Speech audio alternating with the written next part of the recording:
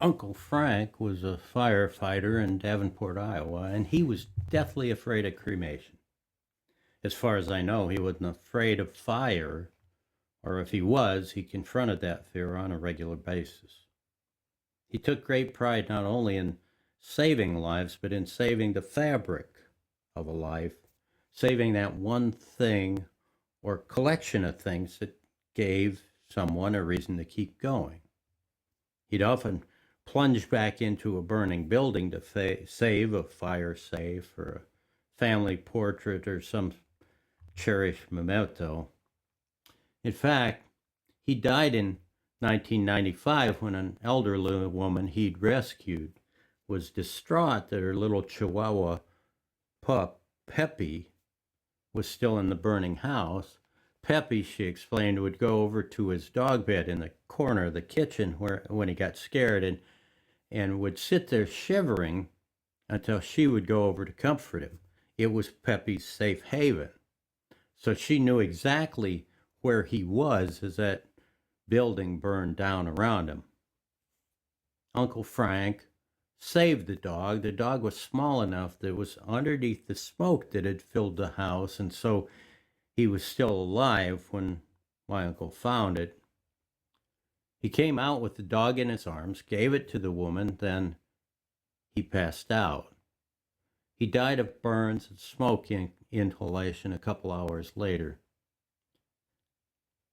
He was my favorite uncle, and I used to hang out with him a lot when I lived in Davenport, listening to his stories. Since he was all alone and the family members in his generation had died off, it fell to me to make the funeral arrangements. My siblings insisted that since Uncle Frank had died the way he did, there'd be a closed casket in any case, so he might as well be cremated. I mean, after all, he was dead, so what would he know? Funerals are for the living, right? But knowing him the way I did, it just felt like a betrayal. His fear of cremation had nothing to do with his profession as a firefighter. It had to do with his hobby as a junk collector.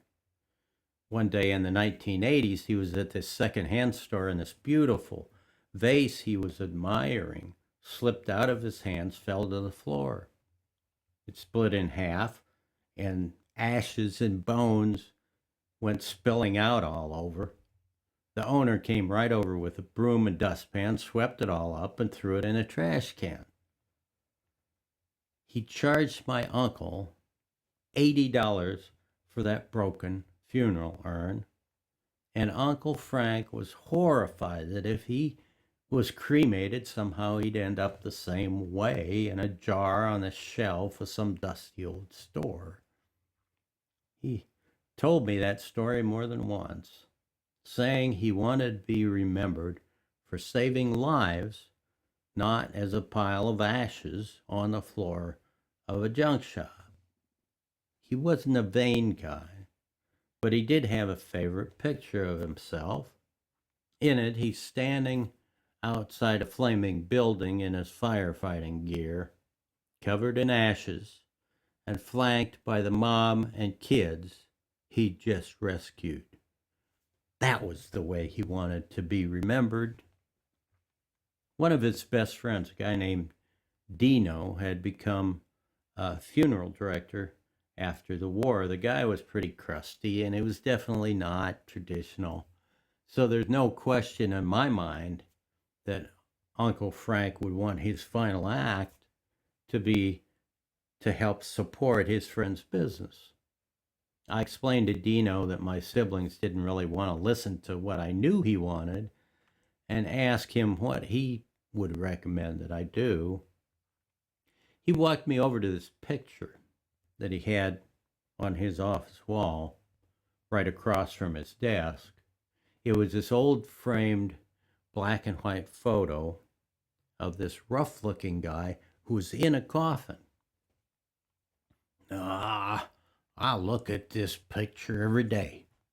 Now, that corpse, said the undertaker, tapping the frame of the picture approvingly, he was a brick. in every way you took him.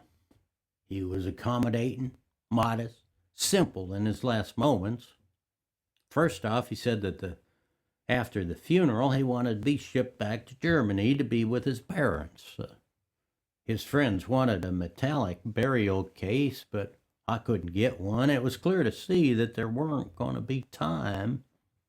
The corpse said, never mind, just get him a box he could stretch out in comfortable like. Said he was more on room than on style. His friends wanted a silver door plate on the burial case signifying who he was and where he was from.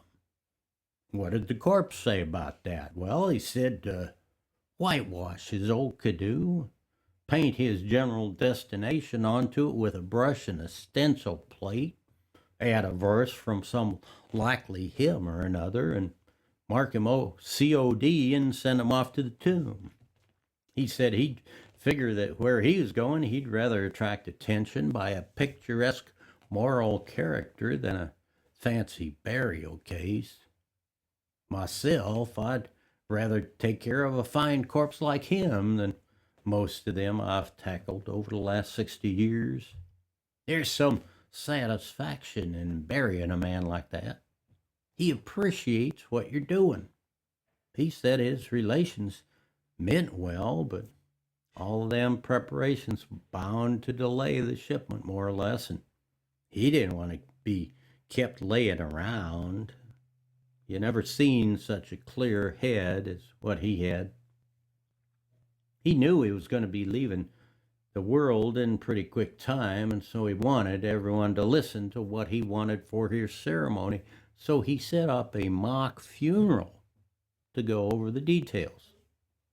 Well, relations said they wanted a big funeral, but the corpse said he was down on flummery. Fill the hearse full of mourners, he said, and get out a stern line and tow 'em behind. Drive him down to the mighty Mississippi for one last look, then pack him up in the canoe and ship him off to Germany. He had me measure him, take a whole raft of directions, then he had his minister stand up behind this long box with a tablecloth over it to represent the coffin and read his funeral sermon. Then he made them trot out the choir so he could help them pick out tunes for the occasion. He got them to sing Pop Goes the Weasel, because he'd always liked that tune when he was downhearted and solemn music made him sad. Well, when they sung that with tears in their eyes, because they loved him, of course, and his relations grieving around, he just laid there happy as a bug, trying to beat time and showing all over how much he enjoyed it. Presently, he got worked up and excited. He tried to join in because he was pretty proud of his singing abilities. But the first time he opened his mouth, his breath just took a walk and left him stone cold. I never seen a man snuffed out so sudden. It was a great loss to this city. His relations wanted to have their own way, and from the minute he was an actual corpse, they forgot all about it as if they never listened to a word he'd said. If I had my way, I'd tow him behind the hearse just like he asked. Whatever a corpse wants done for his comfort is a little enough matter, and a man ain't got no right to deceive him or take advantage of him. If you can't listen properly to the dead, how are you going to listen to anyone else? Generally, when a corpse trusts me to do something, I'm going to do it, even if it's to snuff him and paint him yeller and keep him for a keepsake. Well, I ain't got time to be chatting any longer about that feller. I got to get your uncle all prepped up and ready for the ceremony, so I need to know what you want me to do. Well, I thought about what my siblings wanted and what Uncle Frank had told me about the way he wanted to be remembered. Looking at that picture on the wall, I said, well, let's just have an open casket, just the way he wanted. put him in his firefighter's gear, and don't clean him up too much. So it looked like he just walked out of a building after saving someone's life.